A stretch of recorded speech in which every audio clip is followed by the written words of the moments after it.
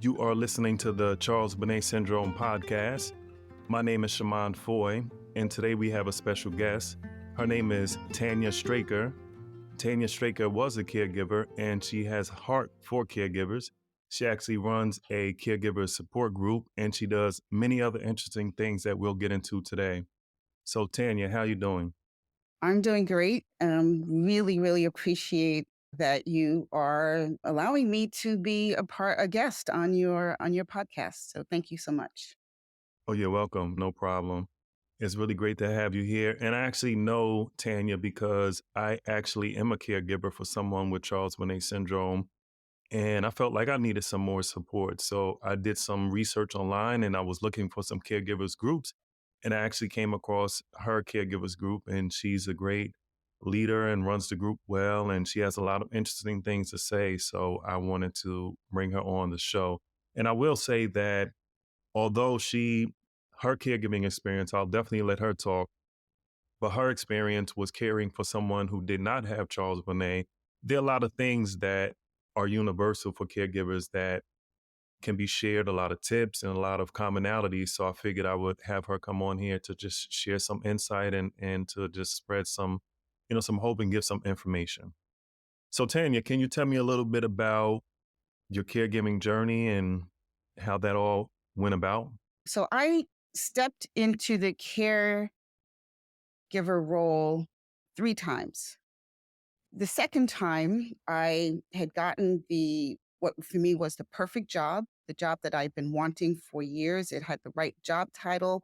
I moved back to New York thinking that I would move into the family home and I would help my mother age in place. I thought I was going to help her do grocery shopping and write out some checks and have her visit her friends, only to find out once I was here that she was further in cognitive decline than that I was aware of from just talking to her over the phone or coming to see her every once in a while. So as soon as I came to New York, I recognized that she was going to need a lot more care and that my role here was going to be different from what I had expected. But I did not think of myself as a caregiver. I just thought of myself as a daughter. And I probably did not even understand that I had stepped into this universal role of caregiving until after she passed. It was after she passed that I sat down and said, what just happened to my life? And I began to understand that I began to inform myself and wanted to then share information with other caregivers and share a platform for other caregivers so that they could have a better experience through that phase of their life. So yeah, I stepped into the role just like most people, just going, oh, I'm just going to help out a little bit. It's amazing how in life things happen to us and we actually will turn that around into a message or a mission. And you actually took what happened to you and said you want to offer a support group for other people. Can you share a little bit about that support group, what it's called and how long it's been around and how it's evolved over the years? So at the time that COVID hit, I got up one morning and I thought, I can write a book. Didn't know I was going to write a book, but I wrote a book and it's called 6 Life Hacks for Family Caregivers, Be Your Own Coach and Beat Burnout. And I wrote that book because a lot of the tips that are given to caregivers are they're general, you know, uh, self-care. You need to take care of yourself. You need to step away from the role. And I'm not saying that those things aren't helpful, but I felt that there were specific things that I did to support me because my entire life changed, right? I stepped away from my job. I didn't have an income. I sold my house. So much of my life had changed that I wanted to share how I rethought about my life so that I could be an effective caregiver. So I wrote a book called 6 Life Hacks. But life hack number 7 was simply create friendships. Having friends who were caregivers, who I didn't have to explain the challenges, who I didn't have to explain what it felt like to be isolated, who I didn't feel, who could connect with that aspect of my life was critical. That was one of the great joys during my caregiving years, and it still continues to be a great joy of my life. So, since hack number 7 was create friendships, I started a group, a what I call a social networking group for caregivers, because I wanted to distinguish that we weren't going to focus on a particular diagnosis. I it wasn't necessarily going to support individuals who were caring for someone with diabetes. I was going to say, I was meant to say dementia, but it doesn't matter. I wasn't going to be giving resource information. I really wanted to connect caregivers to remember who they were and to create friendships. And coming up on my 200th meeting very soon. And it's just been incredibly supportive for me as well as for the individuals who have joined us over the last few years. I don't even know how long that 200 meetings is. That's Yeah. amazing. 200 meetings. And think about all the people that you've helped. And one thing about helping people is you get help too. You learn from people and it's gratifying and it's somehow it goes both ways. So you taught me a lot of good things. And one thing that comes to my mind that I've learned from your meeting is you were saying when you're in a particularly difficult place as a caregiver, and sometimes you can't change the situation that you're in, you said reflect on a happy memory or a happy time in your life. And even if it's just for a few moments or a few minutes, that can be relief. And I mean, that's the way I took it. You may explain it differently, but that was really nice. And most people have at least some happy memories that they can look back on. And that's something that stood out for me. Can you share maybe some other tips or some workshops or things that you do in your meeting? Well, one of the things that we do is we just start out with a word of the day and allowing individuals to reflect on what that word means. So this is just going to talk a little bit about the way that why I think this particular group is effective is that by allowing people to reflect on whatever the word of the day is, they can speak to whatever's on their heart. So someone may say, I just took a test and I passed it," and they can be, enthusiastic about it.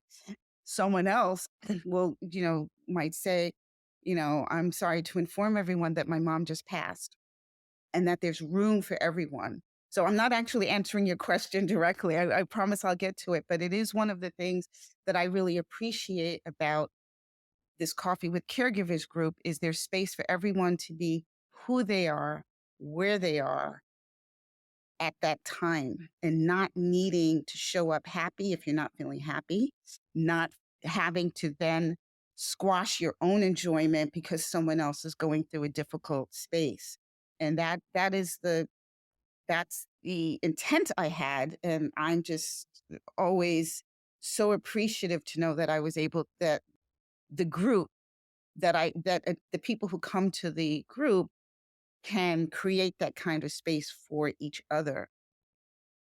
When I think about what tips I would have for caregivers when they're going through a difficult time, I'm thinking about a meeting that we had recently.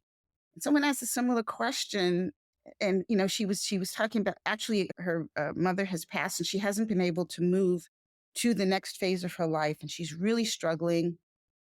And, she's, what do I do when I'm depressed? I said, well, go to sleep. Don't fight it.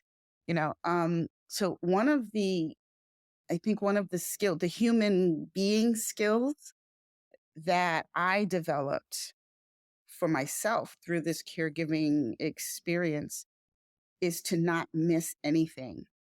What I learned is if I'm feeling down, to allow myself to feel down. The ability, the ability that you want to grow within yourself is not to stay down there, but you don't want to miss it either. That if you're feeling grief, if you're feeling sad, to allow yourself to be there.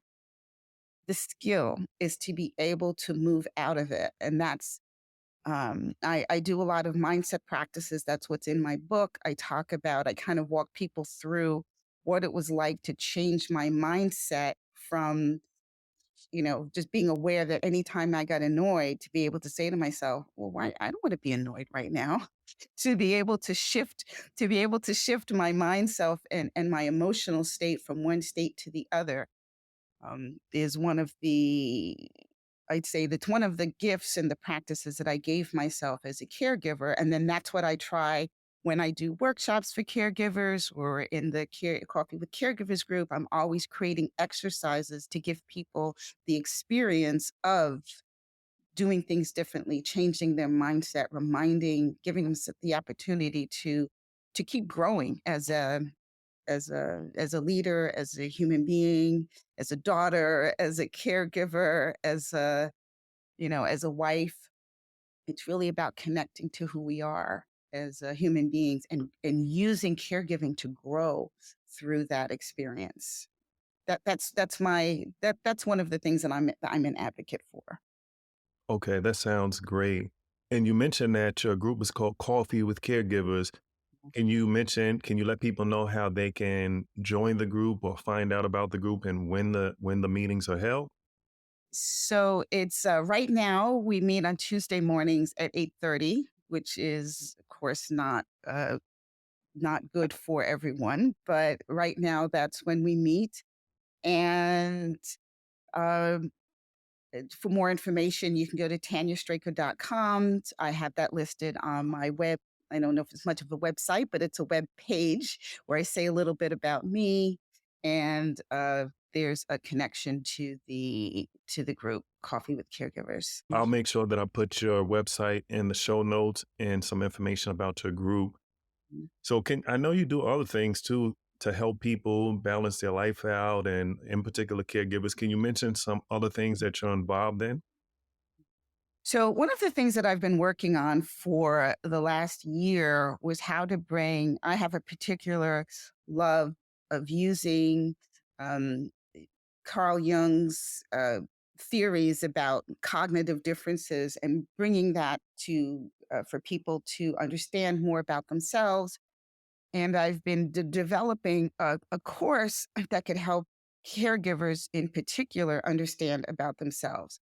So, for instance, I have a particular preference. It is natural. It is natural for me to be analytical in my professional work world. I did a lot of strategic planning, helping groups, envision the future and to help them take the actions that would get them to their future, right? But it's a very kind of heady work. And that's who I am. As a caregiver, it was a little when I was stepping into the caregiver role, it was a little uncomfortable for me because I admired people like my mom who were naturally expressive. She was always looking after she would always call it the old people. My mother took care of all the old people on the block, and she took care of all the old people in the family. And she was always sending out cards, and she was always on the phone. And she was always making sure everyone was okay. I wasn't that kind of person, and I didn't see myself as as a full-time caregiver, able to give that kind of warm care to other people. So I had this idea about who I was and what my gifts were. And when I stepped into the role after her second stroke and I stepped into the full time role, how was I going to do this? Right? How was I going to be good, not just a good daughter, but a good, hands on caregiver? So I did, knowing that my gift is more planning, envisioning future, you know, d- creating steps. I entered the caregiving role from exactly where I was. I didn't worry about what wasn't my natural gift, but thought about, well, how do I envision, how do I take who I am and step into this role? So I made a plan. I made a plan. My plan was a year from now, I want my mother and I to laugh. I want us to have lots of laughs over the next year. Now, my mother was aphasic. She was bedbound. She had rheumatoid arthritis. Had dementia. She was in a lot of pain. But I made I made a determination and intention that that I was not going to be so anxious about what I didn't know how to do that I wasn't going to get the chance to enjoy some of that time that we were going to have together. So I think so now what I want to do with this information about cognitive styles is have caregivers understand more about themselves, honor their gifts, and know that they can enter into the role successfully from wherever they are. You don't need to be a certain kind of person to be a great carer. It doesn't have to look like the way it looks with someone else.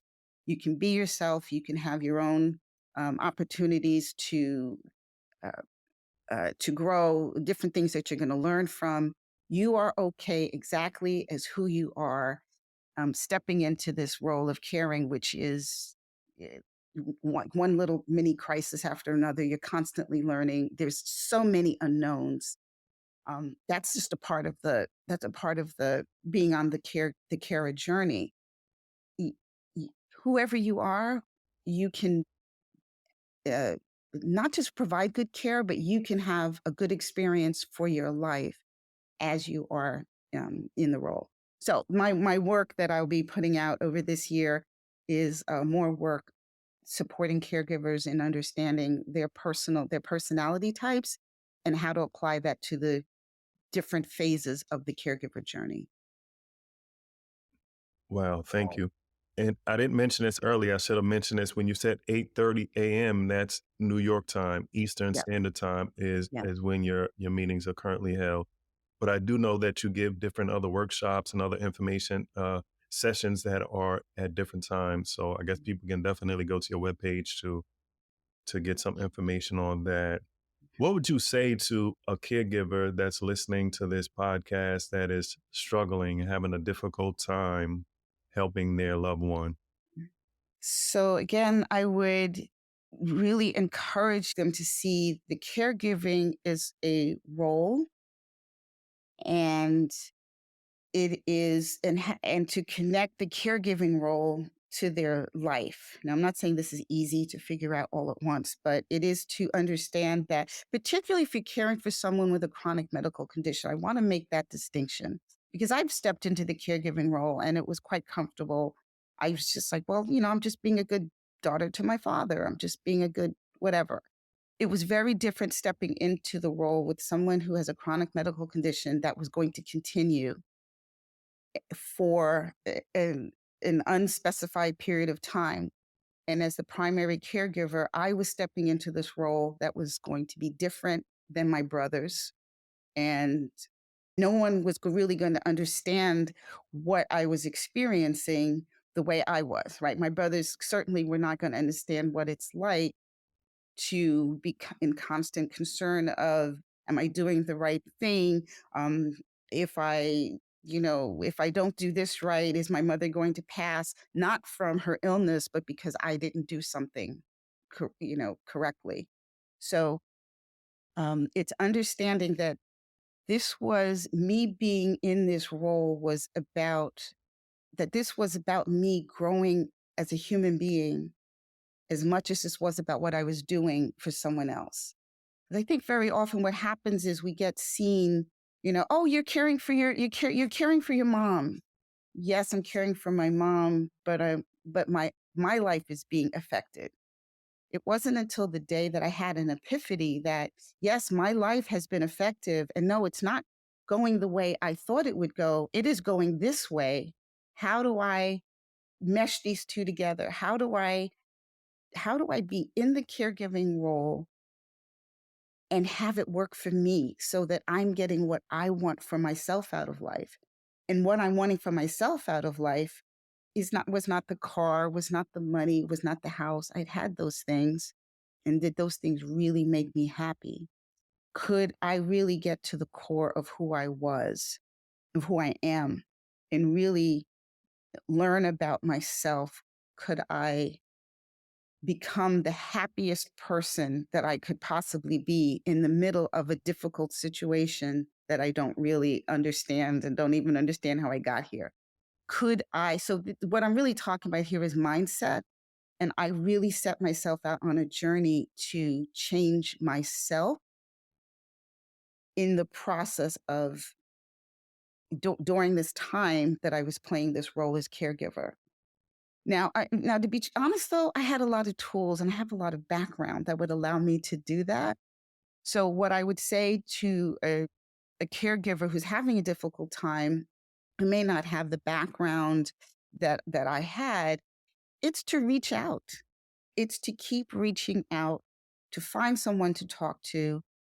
Don't be afraid of finding a caregiver coach, finding a therapist, taking advantage of all the mental health opportunities that are out there now post COVID. So I just want to make a comment. One of the things about COVID is people after COVID, people were home and were understanding how difficult it was and how isolating it was. And so all of a sudden, like it's in our, it's in mainstream to be able to talk about needing support of a mental health variety. And I'm thinking that if you're a caregiver, you knew what that felt like, right? What people felt for a little bit during COVID, you may be feeling all the time as a caregiver because at 2 o'clock in the morning, you're concerned about the person you're caring for. Yes, they said they could stay there by themselves. Yes, you have a camera, but what if something happens and you're not there? So there's this constant 24/7 concern.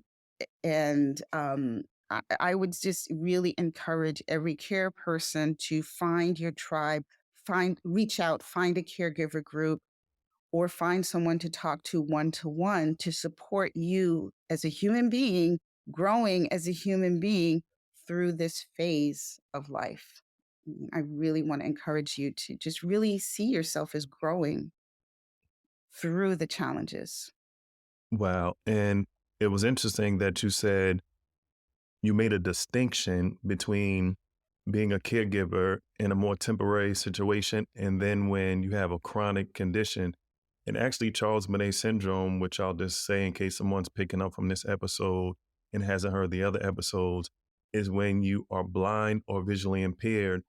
And because of that, you actually start having silent, often vivid hallucinations. And the situation is the condition is actually chronic because some people with therapy or with other situations or mindset set shifts, the hallucinations can go away. But more often than not, we're finding that people will have the hallucinations for 10, 20, 30 years. So if you're caring for someone that has that condition, they may have to take some advice and do some of the things that you mentioned. You may have to shift that mindset because long lasting can, it's not like if you're running a sprint, it's more like a marathon. So that, thank you for sharing that. And if I can thank you for doing this podcast, because podcasts were very helpful for me in my when I stepped into the carer role. I believe it was years before I had listened to a podcast and listened to a husband and wife had moved to care for the wife's mother when she went into cognitive decline. Perhaps she had Alzheimer's. And what the wife had talked about, what the daughter had talked about on the podcast was how she watched her husband kind of just go along with her mother. So, her mother with dementia might have said, and I remember this specifically from the podcast. The mother might say something like, "Oh, I see some monkeys, and on the tree outside," and the husband would go, "Oh, what color are they?" And he would just go wherever the mother was. That's where he would go. And as the daughter, she kept looking for the mother to be who she was. She kept wanting her mother to go back to who they were as mother and daughter. She wanted to not honor the life that was in front of them, but she wanted her mother to remember her. She wanted her mother to remember their times together as a kid. And that wasn't going to happen. And that podcast had such a big impact on me because from the time I stepped into the role and understood this was going to be a, a part of my life, right? A big part of my life. I never wanted my mother to be anybody but who she was at that moment. I did not spend any time, saying to her, "Don't you remember?" I wanted to be present with her. And so I would say that that's an important thing for a caregiver to be present. That's one of those spiritual woohoos. What is it? Enlightenment. What does it mean to be enlightened? It means to be present. And the opportunity to be present with the person you're caring for is a treasure. To not think about what could have been, or what could have been, what used to be there with them, even in the most difficult times, even when they're experiencing pain, even when they're crying. It's difficult, but to be a witness to the person that you're caring for, the person that you love, and to be present with them in their life, it is gold. It is something that my brothers will never have. They didn't have the challenges that they have. They didn't have the economic, fallback that I had, but they also didn't have the opportunity to be present with another human being in a very, very challenging part of their life. And that's something that, uh, no, you can't take that away from me. And it's, I'm not saying it's easy. I'm just saying that it's profound. It's a profound experience of life. Thank you for sharing that. And one reason that I wanted to do this podcast, I actually had an overwhelming feeling that came over me for a few weeks that wouldn't leave, and said, do a podcast, do a podcast. So I reached out to a few people that I know. One of them was Eva Potts, who was the co-host. She has a lot going on in her life, so she's actually forming her nonprofit, and she's had to step back to focus on that. And the nonprofit is for people that actually have Charles Bonnet Syndrome. So it's similar to Judith Potts' nonprofit that she has in London, and there's no relation. They just both have the same Potts. Eva is here in the States. But one thing I like about podcasts is the fact that it's on demand. So if somebody is having an episode, what I'm going to say, and they're seeing some hallucinations, or they're having a difficult time and it's the middle of the night, they can just pop open Apple Podcasts or whatever app that they use, and they can just listen to some podcasts and realize that they're not alone, or get a different perspective, or maybe get some encouragement or some information. So that's one of the things that is wonderful about a podcast. And I'm hoping Mm, that this continues to reach people and help them. I have a yeah. question though. Mhm. So if there was someone that is listening to this podcast, and they actually have Charles Bonnet syndrome or another chronic condition, and they're maybe having some conflict with the person that is caring for them, what would you tell them? Wow. I currently work as a paid caregiver, and myself and even though we've been together now for over a year, my client and I will be in conflict from time to time. So it's really, I'm taking this very personally as a caregiver who um, who would want to always show up to be supportive to my care, to the person on the receiving end of my care, and it doesn't always feel that way to them. Um, I think just very difficult. I would say this is what I would this is but this is my attitude towards life. And Shimon, I think you share it with me. At any given point in time, everybody is doing the best they can. I don't know if I always believe that, but I have adopted that as part of my life philosophy. And I find that it works because it allows me to step back from what it is that they're doing that isn't working. And it allows me to just, again, to see them as a human being. And it allows me to let it go. So that's one thing that you can do in the moment if the person is not behaving in a way that allows you to feel comforted, or you're not getting the information you need, that you can manage your inner life in relationship to this person, in terms of doing the best they can. On the other hand, not everyone fits into this role well. If this person is a family member, it's a little harder. I know for myself, when I was hiring caregivers to support me caring for my mother, I didn't I I didn't have a lot of money to pay uh, for what the job is ideally worth for whoever I would have wanted. But I just kept interviewing until I found someone, until I found people who were going to care for my mother in the way that I felt she'd be comfortable with. And so if you are the care receiver and someone is not giving you the care, again, it's not, if it in any way possible, if it is possible to change caregivers. I don't know if they're paid caregiver. If someone's being paid, should absolutely continue to look for people to be in your space that you're comfortable with. If it's family members, it can be challenging. You can grow through the experience with them, and you also might want to reach out to someone else in the family who might be able to intercede, so that so that the relationship can be better, because you already have enough stress. You don't need the stress of someone who's not comfortable being in the role. I don't know if I said anything helpful there, but yeah, that's a tough one. It's really tough. Yeah, it actually was very helpful, and I agree with you. Some things don't have easy answers. Some things is really not even really an answer. I mean, there's always something to say, but being a caregiver is difficult, and having a chronic condition is difficult.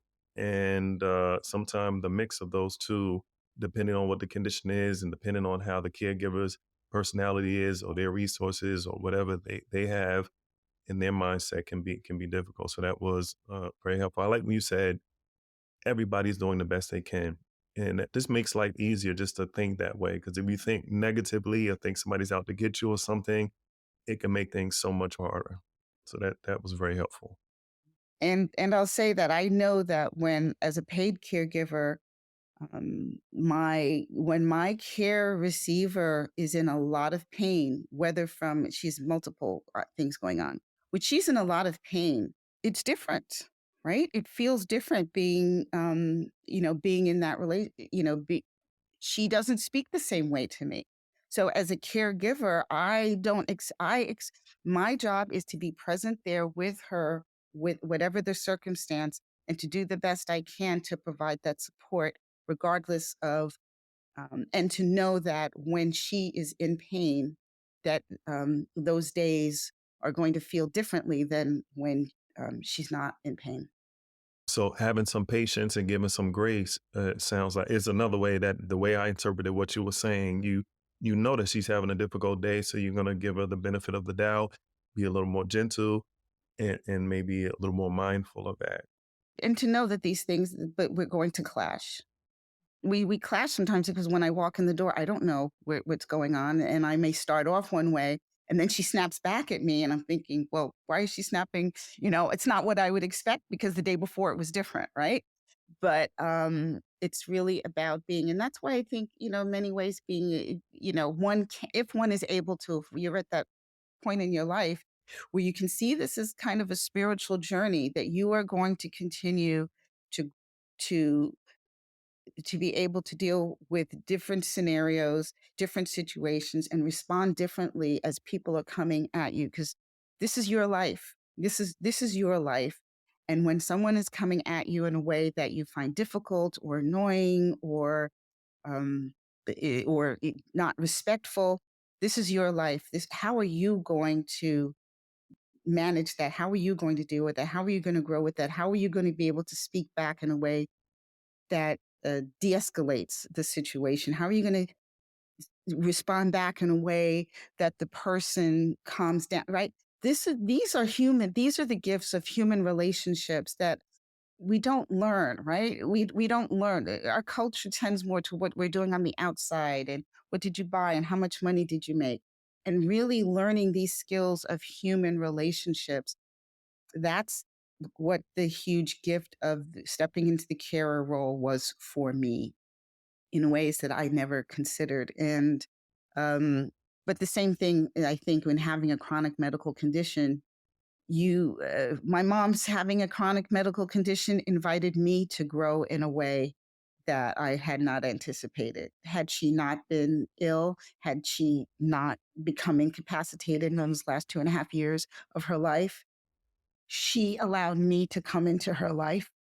And then that allowed me to grow in a way that I had not anticipated. So for me, um, it was my life and my mother's life. It wasn't about me just helping her. It was about her having this incredible experience of life, which was very difficult. And then in that, doing that, she also supported me in growing as a human being. That's so important what you just said too. If you hadn't experienced what you experienced with your mother in in the last years of her life, you wouldn't have grown as a person. And I think of someone that wants to exercise or build their muscles, no pain, no gain. If you don't feel some tension and you don't push through, you won't grow. So that's a good analogy for life. And I am more loving, more outgoing, more extroverted, more expressive than I ever was when I stepped into the role. And I did not know that that was even important for me because that's not who I was. That's not how I showed up in the world. I didn't know. But again, I really just being willing, once I stepped into the role and I said, I'm here, let me make the best of it because it is possible. It is possible to be resentful through the entire experience. I'm the only daughter. I'm the only one. I'm the only one. And I've met people for whom that is true. I had friends who were like that, and I determined that was not going to be me. Wow, that is some great advice. Where can people find your book? Where can they buy your book? So my book, Six Life Hacks for Family Caregivers, is on Amazon, and both the soft cover version, and it's not very long. It's basically just 6 chapters that you can just go in just dig into any chapter that you think could be helpful. Most 3 of them are about mindset shifts. One, I do talk about the 6 stages of caregiving. I think you mentioned earlier that the caregiving is a universal experience. There are 6 stages of caregiving that every caregiver goes through, whether it's for a period of 3 months or whether you are in the role for 20, 30 years. I did not find out about these 6 stages until after my mom passed. So in the book, I talk about the 6 stages of caregiving. I also talk about it as a hero's journey. People often misunderstand what that language is. It's not being a hero, it's for what you did for someone else. So I talk about those things in the book. And yeah, I absolutely recommend if you're interested in in coaching yourself through the experience. That's what it designs to do. When I go to Charles Bonnet Syndrome support groups, there's actually a caregiver support group that follows there's the Charles Bonnet Syndrome support group at 12 p.m. Saturday, 12 noon. And then there's a caregivers group that's at 1 p.m. And that's Dr. Gary Cusick. He runs both of those groups. But sometimes I hear people that need more support. And I do mention your group. I don't know if anyone's joined, but I'm going to mention the your website. So it's actually tanyastraker.com, like we mentioned before. And that's TANYASTRAKER.com.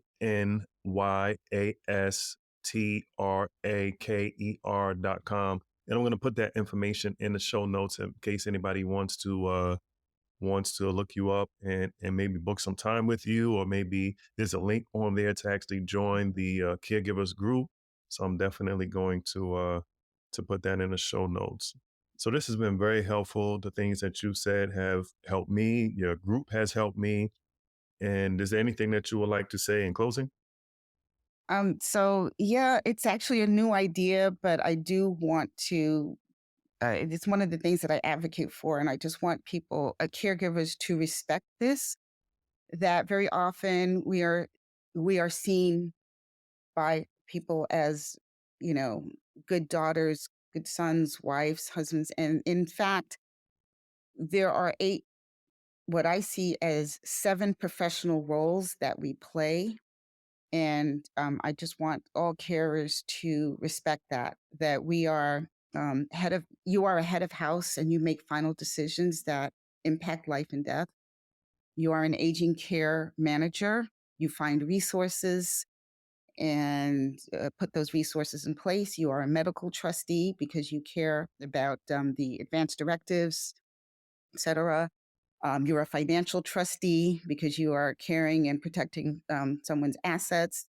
You might move into the nursing role. You are looking for UTIs, and if it's an older adult, and right, you need to be concerned about how body temperature for an older person.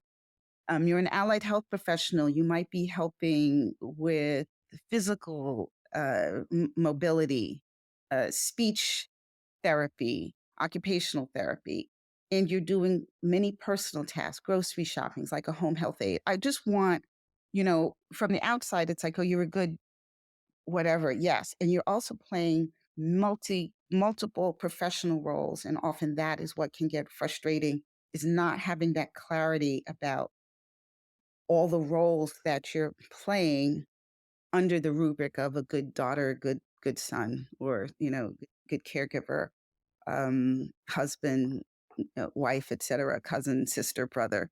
So I just want people to respect that it is a multifaceted role, and just to acknowledge yourself, and even if others don't appreciate all of that you do. Thank you, because sometimes we don't even realize what we're really doing until we actually, like you said, your mother had already passed away before you actually realized, whoa, I was a caregiver, or whoa, this is what I did, kind of process that. So I wasn't even aware of all those 7 steps and everything and all the different things that we're doing. Sometimes you just wake up and you just do it, So it's really Exactly. good to when someone can frame it like you just did, to really break it down, and then you start to understand, okay, well, that's why I'm tired, or maybe I need to work on this skill, or maybe I need to find someone who can do this because I'm not good at that, and that's very helpful. That's why I'm glad that I had you on. I knew that this would be an insightful interview. You shared a lot of positive things. Maybe I can have you on in the future, and I hope your things that you have, your groups and offerings, continue to grow. And certainly, I hope. I know I say this a lot. I'm putting you on the spot, but I'm hoping you can find another time slot, because I used to be able to attend her group regularly, but now because of my new work schedule, I'm not. And I know you'll do the best you can for you and what works for you. But it's so helpful, and maybe in the future you'll have an additional evening slot or weekend slot. Well, and let me say something. I'm trying out something right now. It's a beta group, and we met first by accident on a Saturday night at 7 o'clock. So the second time I did it, I again Saturday night at 7 o'clock, and I didn't think anybody would come. And when they said, "Oh, I want an intro to Canva class. I'm doing an intro to Canva class tonight." And I said, "Well, when?" And they said, "Well, Saturday night, because that's the only time I get for myself." And I thought, bingo, I'm doing work for caregivers. Yes, they will get on it. They will do a class with me on a Saturday night. So I am looking to make much more of that available as I go forwards. That's amazing. It's good to have that option for evening or weekend, and I'm glad it's working with the beta. That's a good thing about beta. You try it out and see, and I'm sure your Canva class is going to be good. I've been on another workshop that you had about vision boards, and there's a lot of information that you share. So people, I'm sure, will reach out through your website. And what's your email address? Are you comfortable sharing that? Oh, yes, absolutely. And you can reach out to me. I'm doing a lot of, as I said, with my beta, I'm doing a lot of reaching out and working with people one to one. So, absolutely, please reach out to me, tstraker at outlook.com. And if there's any way I can support you, I would love to. Okay, and I'll put that in the show notes also, the information, your email, your website, and all of the links so people can contact you. This was great, and thank you for your time, and thank you for all that you do. And Enjoy the rest of your day. Thank you. Thank you.